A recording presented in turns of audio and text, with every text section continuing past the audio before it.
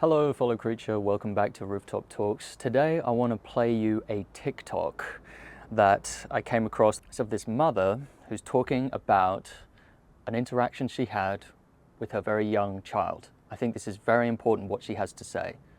I think that I might have possibly traumatized my 3-year-old into becoming a vegan. I don't know. I think I blacked out. It was a mess. And the crazy part is, I thought the little bitch knew, dude. Chicken nuggets. Chicken is literally in the name.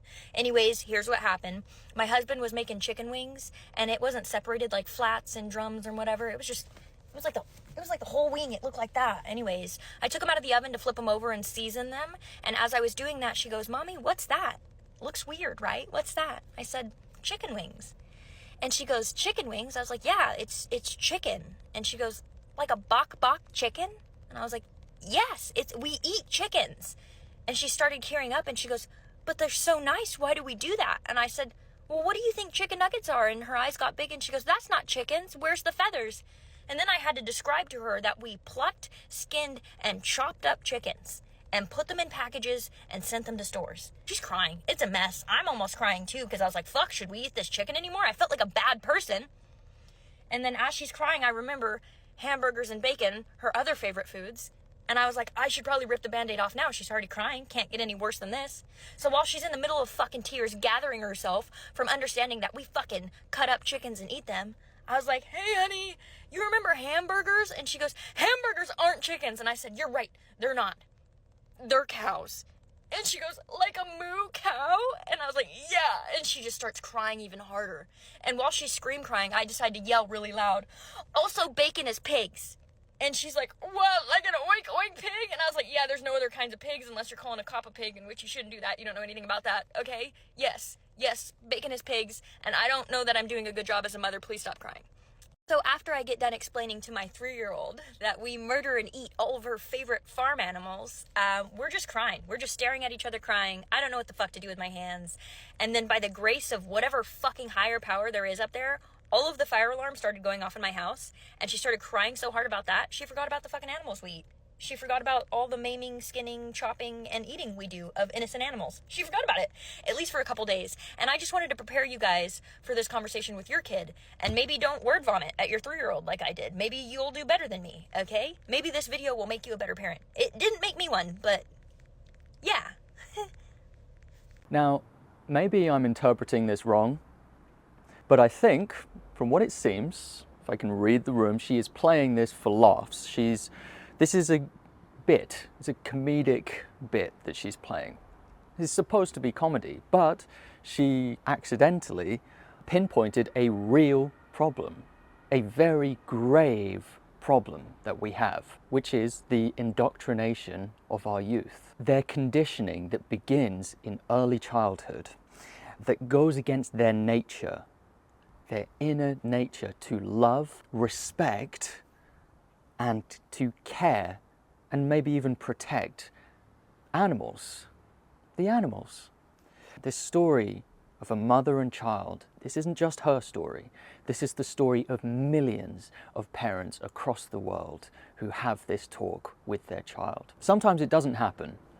Sometimes the child manages to never make the connection, but sometimes the child does, because it's really obvious when you don't have that existing social inertia, that existing indoctrination yet. And that's why it's often young children who are the ones who say, "I don't want to eat animals anymore." Take a look at this clip. But I don't want to eat them ever again. Oh, do you think, so what will you eat instead? I will eat whatever there's on the table, but not chicken or meat. Why do you think you don't want to do that? Because they're animals and I like animals. So what will we do if we miss eating chicken and meat? I don't miss eating chicken and meat. How about fish? Fish? Yeah. Fish? Is it an animal? Yeah. I won't eat that either. Oh my God, so what? I won't eat animals! Okay. So what do you want to eat? What kind of food do you want to eat? Anything's on the table, but not animals. Why do you feel sorry for animals? Because they're nice, and I know that we cook them sometimes, which is not very nice, and I know we like to eat animals that we cook, but that's not nice for them. Yeah, do you think they suffer? I think that they don't really like being cooked in the oven. Right? Very young, right? And it's not because this girl is super intelligent and perceptive necessarily, it's because she hasn't been indoctrinated yet. She's coming at it with a fresh perspective. Her child, in this case, is right to be horrified. The child saw the situation for what it is with such clarity because she is a blank slate. She's coming from a true, authentic position of neutrality and goodwill towards animals and respect towards animals before those years of social reinforcement set in, before the compliance conditioning culture and billions of dollars in advertising spending telling you to eat KFC and that McDonald's comes from real farms where they don't just keep these animals in tiny pens where they can barely even move around. If you look at young children's preschool education, preschools capitalize on young children's love for animals because they know that it's one of those tried and true ways to get young children to engage, because young children love animals. It doesn't even take a parent to tell you that. It's very obvious. You look at any popular children's television, they'll have farm animals, they'll have the sheep, the piggies, the cows, the chickens. Kids love animals. Usually the main character is an animal, Percy Pig, Shaun the sheep. But of course this is insincere, because the truth of what happens to the animals in reality, the truth is kept from them. Of course they don't talk about slaughterhouses in preschools. They don't tell you where that ham sandwich has come from. They don't tell you how they got that cheese. The process all the way back to the mother cow and how they exploit the mother cow for that cheese in that cheese sandwich that they're feeding to the child. So these children, they love animals, and yet they are fed the flesh and fluids of these animals in their canteen meals and neatly packaged up in their lunch boxes, where the animal is cut into little tiny pieces so that it's indistinguishable from the characters that they're seeing on their favorite TV shows. And that's how this whole indoctrination starts. And it starts there in preschool and it continues through their entire life. At some point, the education system stops teaching them it and corporate advertising takes over. Right? So this never stops through someone's life. This study, which I will link, reveals that more than a third of children in the US aged between 4 and 7 years old think that cheese, bacon, hot dogs, chicken nuggets, shrimp, and hamburgers come from plants. Over a third of them, when asked, believed that these products come from plants. Let that sink in. Cognitive dissonance is drilled into them from an early age, from early development. They don't stand a chance. Our generation's children currently don't stand a chance when it comes to this. I was a victim of this indoctrination too. So were you, most likely. That's why all the way through my childhood, all the way through my teenage years and into my early 20s, I carried this mental barrier, this partition, this separation in my mind between the animals that I love and respect and the animals that I exploit daily for unnecessary habits. A barrier between the flesh and fluids I consume and their origin. The hellhole of a slaughterhouse that carried out unthinkable acts on my behalf behind closed doors that I would never approve of if I just took 15 minutes of my adult time to truly contemplate, to re-examine what I approved of, which you have the opportunity to do now. This is the best opportunity for you. You can ask me any questions you want about veganism. No question is a stupid question. You just ask me, okay? And either myself or another vegan will address your concern or will address whatever question you want, because you've never had a chance to ask a real vegan those questions. No funny business, no trolling. A very well-versed vegan will be able to address that for you. It could be as quick as 15 minutes to break you out of the spell that's been nurtured in you, that allows you to love animals and exploit them. A double standard, a hypocrisy, a contradiction between your deeply held values and your behaviors. If I could have just sooner examined what I was paying for.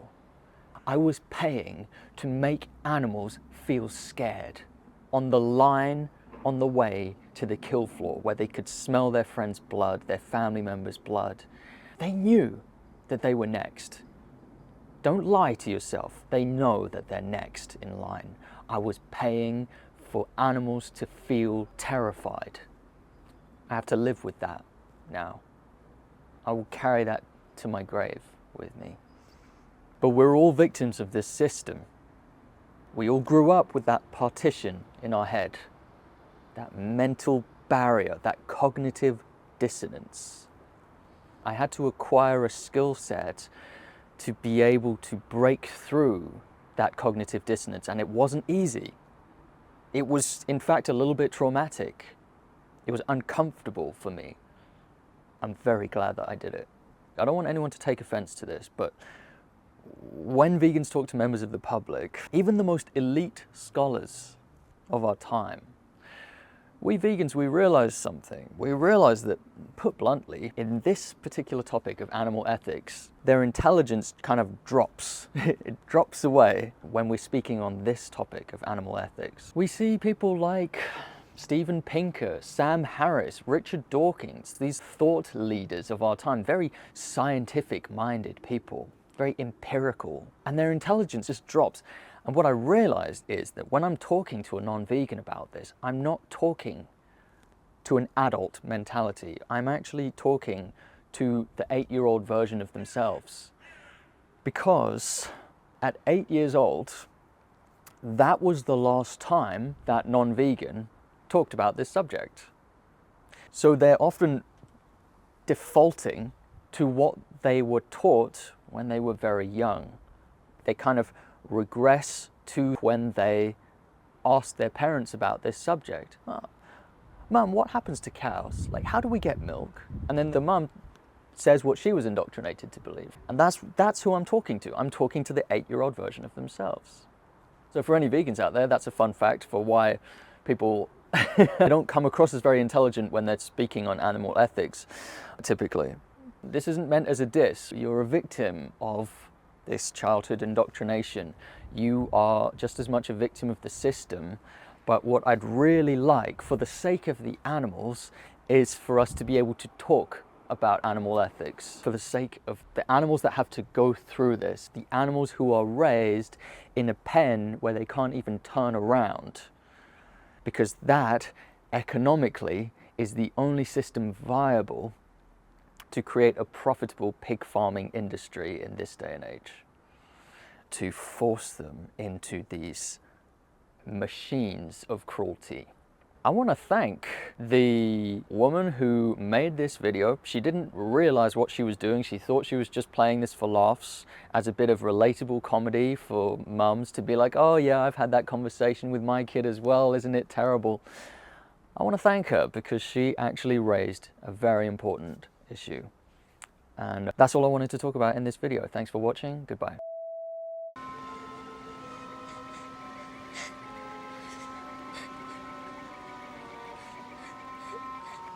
Mommy!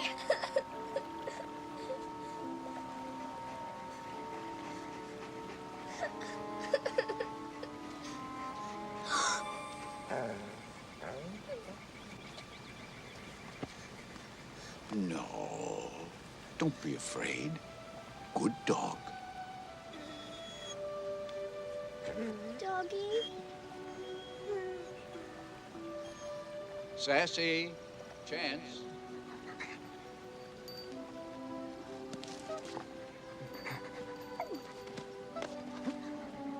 It's okay.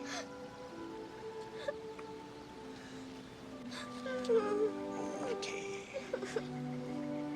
Poor thing. She's lost. Yeah, I know how she feels. It's okay.